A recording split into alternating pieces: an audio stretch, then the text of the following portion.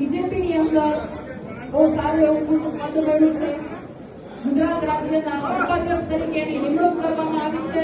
એટલે આપણે અહીંયા શુભેચ્છાઓ પાઠવવા માટે આપણે અહીંયા ઉપસ્થિત થયા છીએ.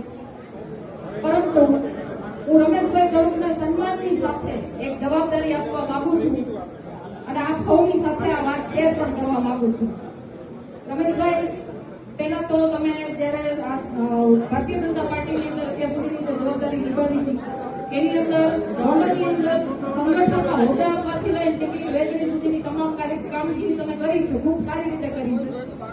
પરંતુ હવે કાયદેસર રીતે ભારતીય જનતા પાર્ટીએ તમને જયારે આ જવાબદારી આપી છે ત્યારે મારી અને અહીંયા બેઠેલા સમસ્ત પાટીદાર સમાજના માતાઓ, બહેનો, વડીલોની તમામની એવી લાગણી અને માંગણી છે કે તમે હવે સંગઠનની અંદર જે ઓલા બુટલેગરો અને માફિયાઓ બધે છે ને એને વીણી બહાર કાઢજો અને એના માટે ટિકિટો ન લઈ આવતા ટિકિટો એવી મારીના સમાજની તમામની માંગણી છે, ગોંડલની જનતાની માંગણી છે. બીજું મારે તમને એ કેવું છે રમેશભાઈ કે તમે આવા પ્રયત્નો પહેલા પણ કર્યા હતા અને ખૂબ સારા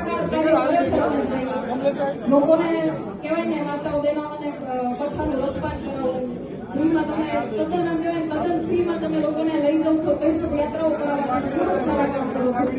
અને આના પહેલા તમે એક વખત પ્રયત્ન કર્યો તો આવા ગુંડાઓને ભગાડવાનો, પણ મને જ્યાં સુધી આ લોકોએ કીધું છે ત્યાં સુધી તમારા દીકરા ઉપર છરીનો હુમલો થયો હતો, તમારા દીકરા ઉપર